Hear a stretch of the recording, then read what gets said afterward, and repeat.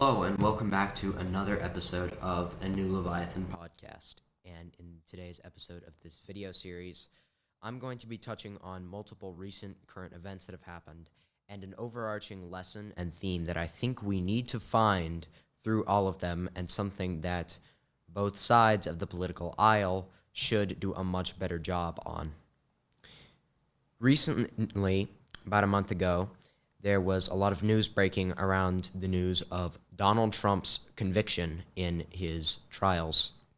This came as a very big shock, and there were a lot of reactions to it, a lot of positive on the left wing, who said that this was evidence of Trump's corruption, and a lot of negative on the right wing, who saw this as being extremely politically motivated.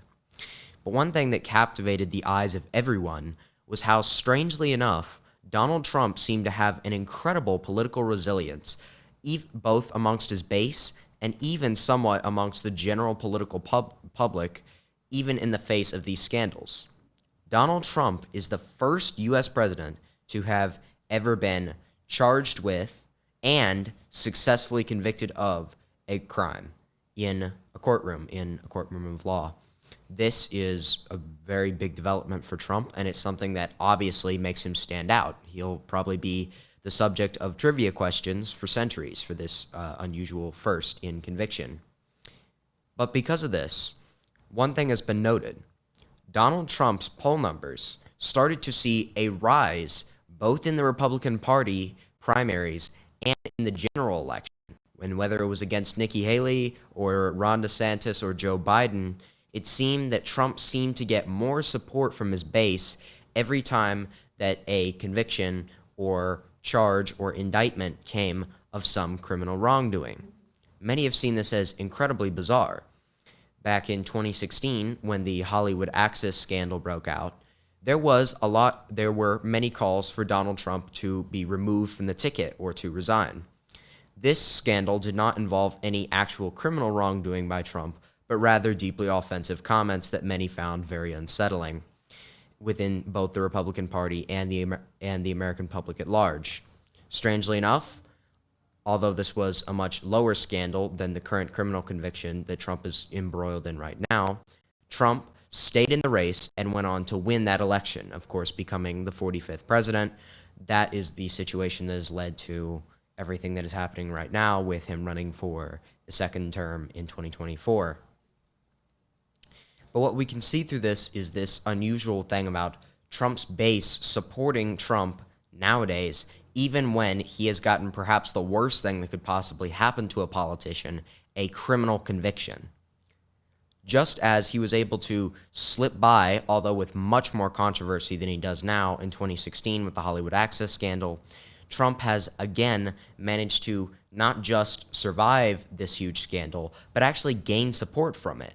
Some have even called him Teflon Don, which is a nickname that has been used for multiple political figures before, such as Ronald Reagan or Margaret Thatcher, for his ability to bounce back from this immense scandal.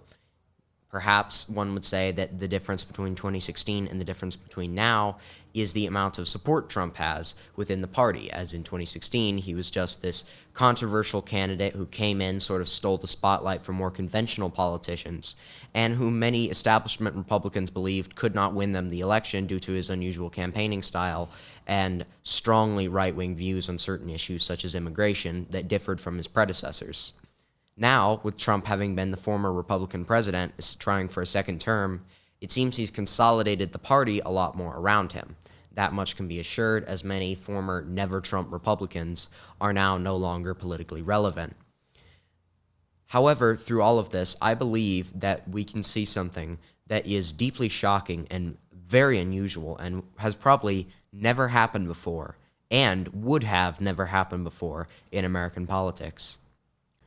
Before, we have seen presidents go through scandals and come out somewhat unscathed, but never to the level of Donald Trump. Of course, we had the Watergate scandal with Richard Nixon, in which he did not come out unscathed at all, having to resign from the presidency to avoid impeachment. The Iran-Contra scandal during the Ronald Reagan presidency, which fortunately enough happened during the ending of his second term, so it would not affect any re-election chances he had if he could run which he could not for a third term, which did gain substantive controversy and multiple congressional investigations, although ultimately President Reagan survived the scandal, having been a very popular president up until that point. And we saw the Lewinsky scandal with Bill Clinton, which almost led to his impeachment. But then again, that happened in the second term of Clinton's presidency, and by that time, he would not have been running for a second term anyways. So in all of these, we never have quite seen a candidate who is actively running for election survive a scandal in the manner that the others did. And I do believe that there is, without a doubt, a higher level of wrongdoing that can be attributed to Donald Trump than there could ever be attributed to someone like Richard Nixon or Ronald Reagan. Something like the Iran-Contra scandal, something that I believe is used too much to vilify Reagan, if you really look at it, did have a much more vested interest in the fate and well-being of America. That is, of course, the controversial going around Congress's authority in order to provide the anti-communist rebels in the country of Nicaragua with weapons through the promise of more weapons given to the country of Iran in the Middle East, who is currently fighting multiple wars against Iraq, in return for American hostages being released from Iran. Through that scandal, I can believe that you can see that while it may have gone against some aspects of congressional authority, Iran-Contra might have just been a somewhat moral action for Ronald Reagan simply wanting to help rebels who were trying to defeat a government aligned with the Soviet Union, a government known to be very authoritarian and drastic in its implementations of communism and its promotion of that worldwide, and in wanting to release American hostages from the country of Iran after the country had previously suffered the scourge of the Iran hostage crisis 7 years earlier. But that is neither here nor there when talking about today's political situation. The main comparison I bring up is just how different and just how worse Donald Trump's charges are.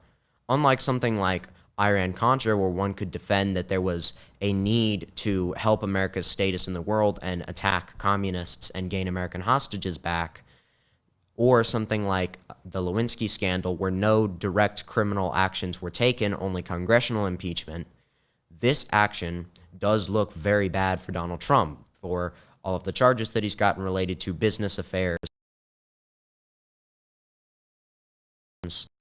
Simply, none of them have the level of interest for the country or selflessness that something like Iran-Contra might exude.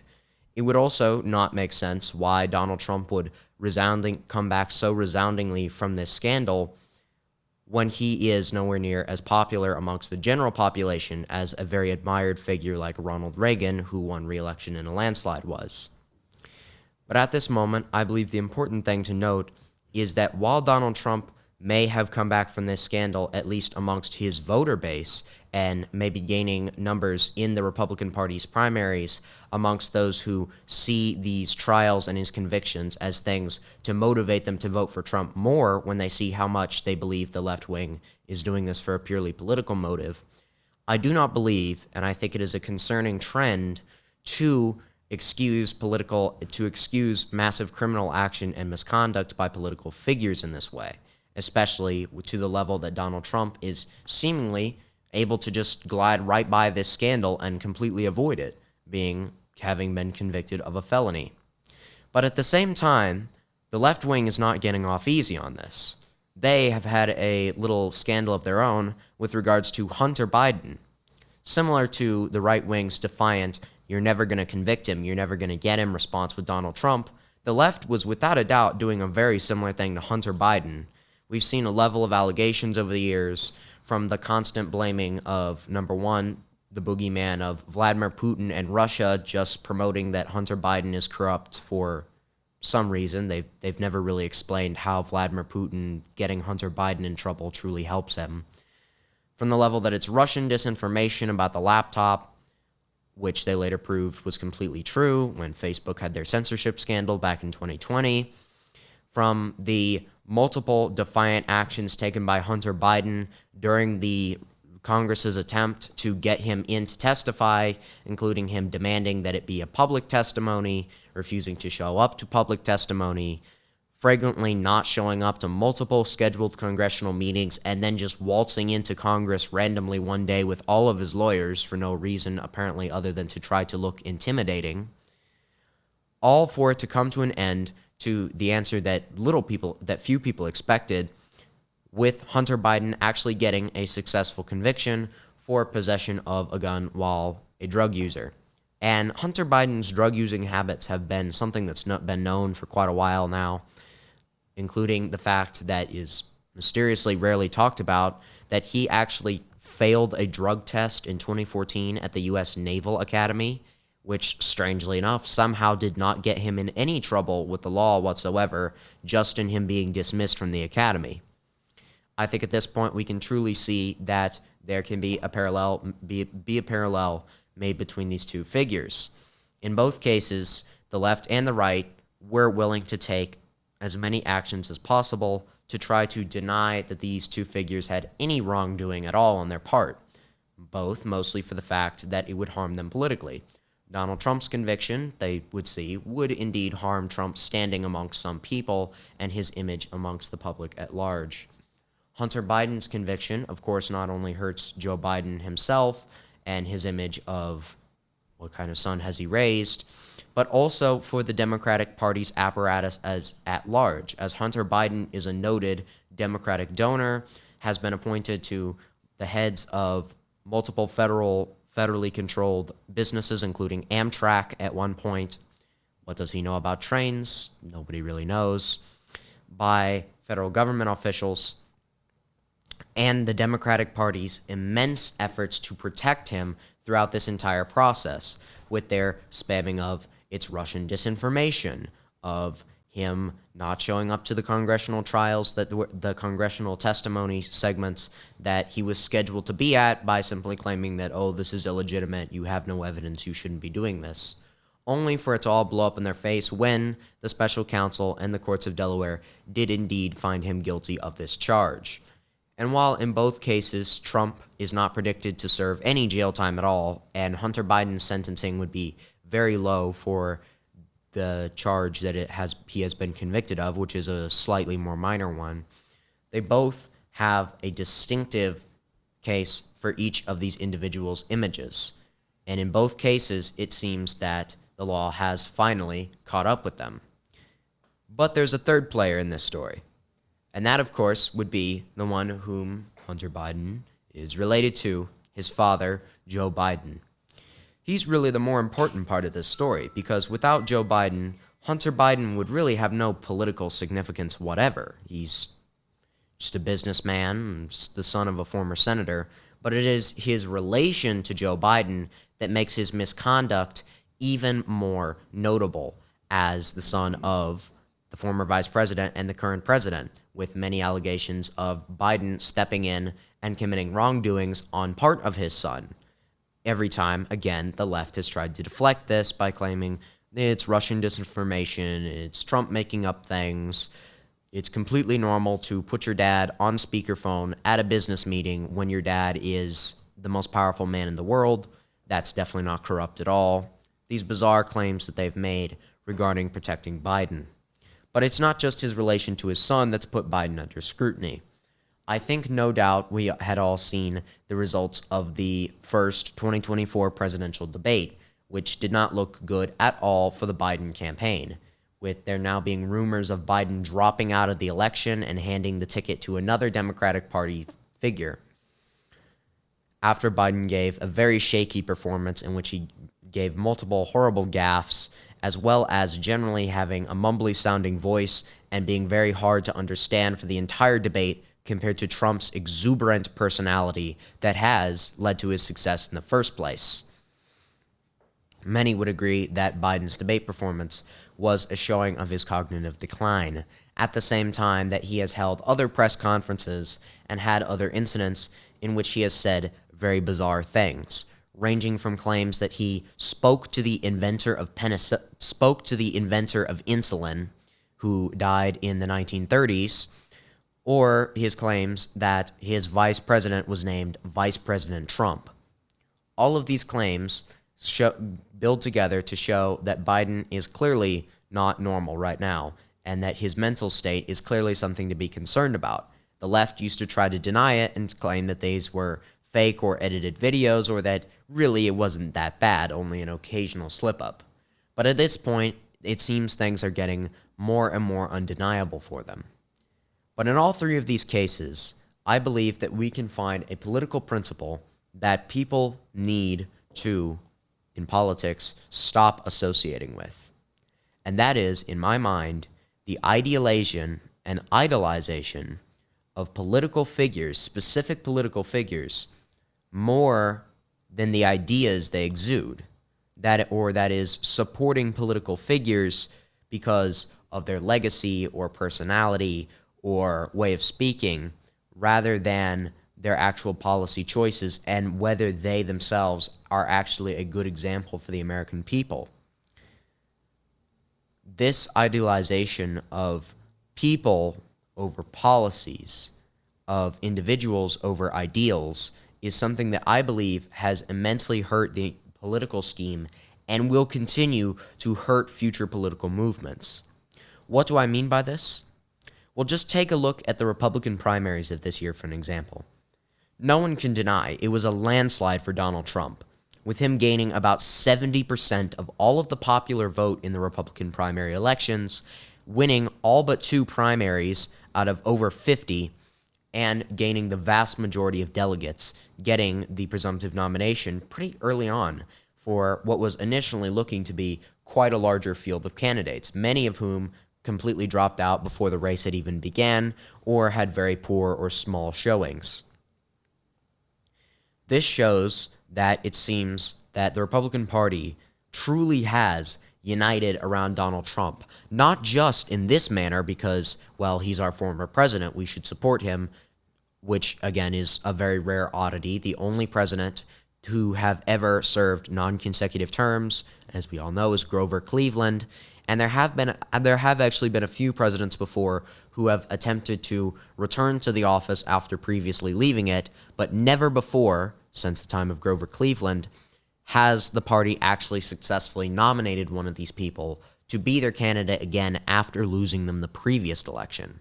This shows that people truly feel an association with Donald Trump, at least in the Republican Party base. Donald Trump has one time stated that his favorite president, besides himself, was Andrew Jackson. Like Trump, known for being a very divisive figure whom nobody had a moderate opinion of. Most people were either vehemently for him or vehemently against him. It seems it is this way with Trump's base, but not just in the presidential races. If you look back, there's another example that is somewhat the opposite of the Republican Party presidential primaries that shows disunity rather than absolute unity. That would be the Speaker of the House elections of recent times in the United States Congress. Both of this Speaker elections, the first one to elect Kevin McCarthy as the Speaker of the House for the Republican Party, which lasted quite a while, as there was much dispute and disunity over whether Kevin McCarthy would truly be a good speaker, mostly edged on from supporters of Jim Jordan and the very pro-Trump Freedom Caucus, which takes a more populist, some might say somewhat more far-right, Trumpist way of looking at policies. Now, I do believe it is a good idea and it is a good thing that this caucus exists, and I believe that its members have done excellent things and have a lot more conviction towards pursuing righteous policies than some non-Freedom Caucus members. But what I believe this shows was just how much the Republican Party truly lacks unifying figures other than Donald Trump. If you would have compared this situation to, say, even about 10 or 20 years ago, this would not be the case. Yes, the Republican Party and the Democratic Party have always had certain leaders, usually in the form of either their president or leading presidential candidate, but they generally had a much less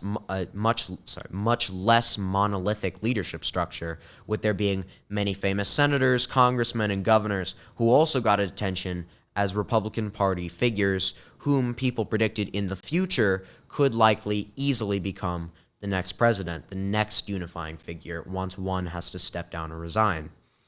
That seems not to be the case for Donald Trump and the current Republican Party.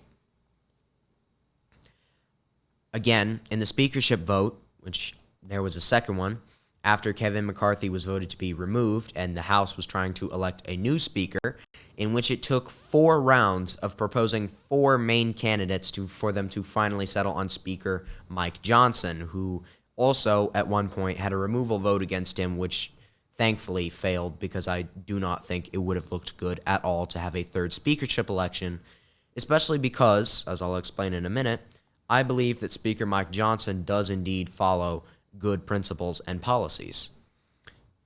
But what we saw with this was that some people in the speakership elections, which oddly enough has a weird rule where the Speaker of the House does not have to actually be a member of the House, were voting for Donald Trump to become the Speaker of the House.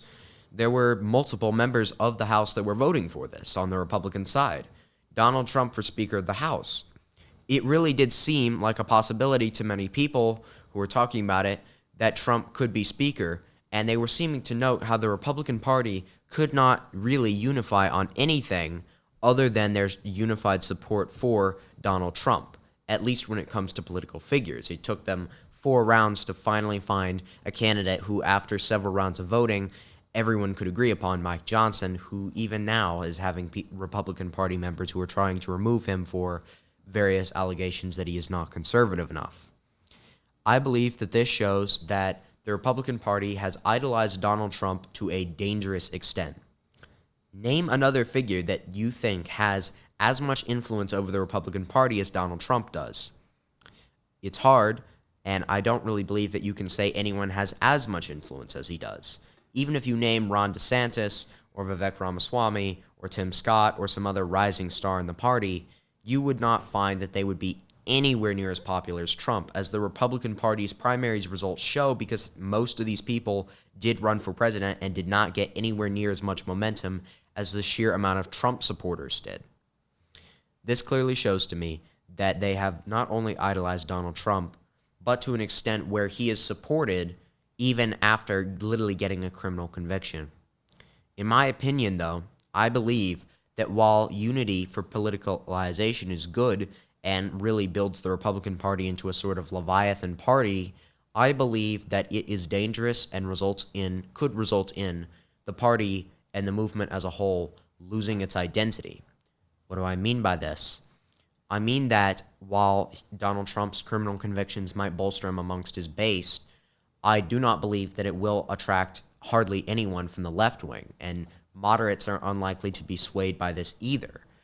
If Donald Trump could genuinely make good publicity for himself, which he does make good publicity for himself because of Joe Biden's gaffes and the unpopularity of Biden's policies with regards to immigration and high inflation, which have really hurt the country to an extreme level, and a backlash against far-left ideas. These are all ideas that I believe are bolstering people to move towards Trump and the right in this election. Not necessarily a like of his criminal convictions amongst people outside of his base, but the unpopularity of Biden's policies and Trump's promises to remove these policies.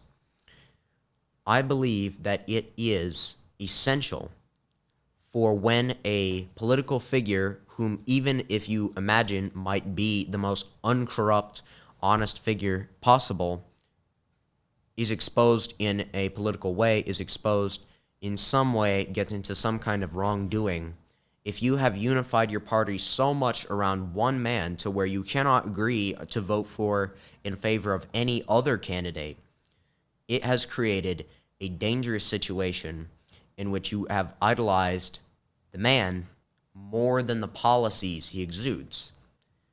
The reason that I believe Donald Trump gets so much support initially, and the reason I believe that he was a somewhat good president, at least much better than Joe Biden, was not necessarily because of his likable Trumpist personality or in regards of the fact that the left wing was always attacking him. I genuinely believe that he enacted good policies with regards to things like immigration, stopping illegal immigration, building the economy, cutting taxes, fighting against far-left cultural ideas that have immense harms towards society as a whole. But what I believe is the most dangerous is when the party loses its identity to stand for something and rather just to stand for the idealization of this candidate, Donald Trump, and whatever he says because he has good rhetoric that's entertaining. And whenever he gets a conviction, it bolsters him because it seems like he's getting politically attacked. The same thing, however, has applied for the left wing, I believe. The Democrats are in absolute chaos right now because, like Donald Trump, the man that was supposed to be their monolith, unlike Trump, who is getting too much consolidation from his base to where they do not have any other significant figures who could take his place, especially with how controversial and scandal-ridden he is. Biden is the opposite of a monolith. He has collapsed as a president. He is very incompetent. Voters are worried, even amongst the left wing. Many former Biden voters have said that they regret their decision, and I believe that the left wing has done the opposite. Instead of idolizing a man, they have idolized the hatred of a man. Because the Republican Party has made its entire identity Donald Trump, like we saw in 2020, Joe Biden voters, for the most part, when asked, did you vote for Joe Biden or against Donald Trump, overwhelmingly said against Donald Trump. When asked, did you vote for your party or for your candidate, they said, for my party. When asked Trump voters, they said, I voted for my candidate overwhelmingly more than for my party, and they said, for Donald Trump overwhelmingly more than against Joe Biden. In this way, the Democratic Party has idolized an incorporeal thing, their hatred and opposition to Donald Trump. That is how they elected a man who should never have been elected and cannot be a Leviathan-like leader and monolith to their party because he is incompetent, because he is weak, because he has resulted in disastrous policies in a time where the left has gotten more and more and more far left to an extent that the American people are not going to put up with anymore with regards to illegal immigration and the nonsense happening in schools regarding the LGBT promotions and, of course, the negative state of the economy and all these other cultural issues and ridiculous proposals from the left, the collapsing of some of America's best states like California and New York City into far-left monstrosities with horrible crime rates, horrible rates of homelessness, terrible reports of things going down inside far-left cities. They don't have a monolith in Joe Biden, who is supposed to be their leader, their candidate towards this election. And some might say that they have a few other leaders and people like Kamala Harris or Gavin Newsom, although they are scandal-ridden with their own, with Newsom with the disaster that California has become, and Kamala Harris with the fact that she has done very little as vice president and has very far-left views, especially compared to Biden. They have made their monolith their opposition to Donald Trump. That is really what they're banking on in this election, is the promotion of Donald Trump is a radical candidate, of Donald Trump has been convicted of all of this. That's what they were thinking in the first place, doing all of these convictions. Some might say that there was a genuine want to find wrongdoing against Trump. I believe that in the cases of his allegations from women and in his business record allegations. But when it gets to things like his trial for the election, in which they really just argue that he's a criminal because he made some phone calls inquiring that there might have been fraud in the election, it seems to me that it's a lot more politically motivated. I don't believe he's completely innocent, but I don't believe that he is as guilty as the left wing says, and I do believe that, as in all things, there is a political element to it. Even if he is genuinely guilty, you cannot deny that people on the left will not use this for political gain. I would maybe even say the same thing about Hunter Biden. I do not deny without a doubt that he is definitely guilty, not just of the small gun charge that he's been convicted of, but of many other crimes that he has slipped away through, like somehow getting away with his positive drug test for cocaine at the Naval Academy, or the very bizarre contents of his laptop and his meetings with putting Joe Biden on the speakerphone during business meetings. But I do believe that, of course, the right wing would use some elements of the Hunter Biden trial for political gain. It's just natural. I don't believe that it is being done because they want to politically gain against Joe Biden, but I do believe that they would, of course, use that in their promotional material. Why shouldn't they? If the president's son is incredibly corrupt and the president and his party keep trying to defend him, why shouldn't you use that in your material? I would even say the same thing about the left wing. It simply makes sense that they are using this trial of Trump's to attack him. But in both cases, I do believe that you can find much wrongdoing with both men. I believe that Donald Trump has had a lot more of his exposed, and the prosecutors on Donald Trump's side seem to be trying a lot harder to get him down than they do in Hunter Biden's cases.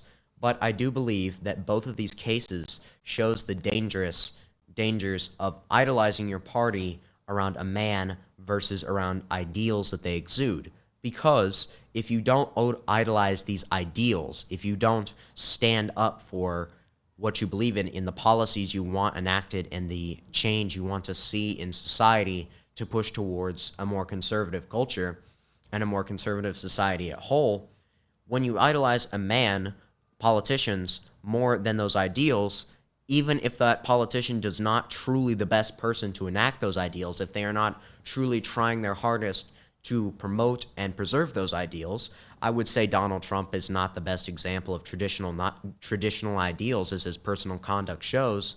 You risk devaluing and hurting your chances to most effectively promote said ideals and enact the change you want in society. In my very first episode, I said that I believe a big problem is running away from political confrontation or moderating your views. I believe that with how far left and how bad the left wing has gotten, this is not the time for the right wing to be moderating at all or pulling back and saying, let's compromise at all, because the left is unwilling to compromise at all. We must take a stand and say that we are not going to budge. This is what we believe, and we're going to push for what we believe, regardless of whether it's popular or not, because we believe it's righteous and will bring the most change to America that will benefit it in a positive way, regardless of whether it's electable amongst the general population or not. But the idolization of a man and the promotion of a candidate who, in the case of Joe Biden, is completely incompetent solely because you believe you cannot switch horses in the middle of a stream this late, and instead replacing the rooting that should be for Joe Biden with rooting against Donald Trump, which is far more energizing to the left-wing base, you have caused an immense problem for yourself. The left wing has caused an immense problem for itself in the way that they do not have a monolith. They do not have energy for any of their figures, all of whom are highly controversial. Instead, they simply idolize how much they dislike Donald Trump. Even then, they don't talk about policies nearly as much, I would say, as they do about how bad they think Donald Trump is.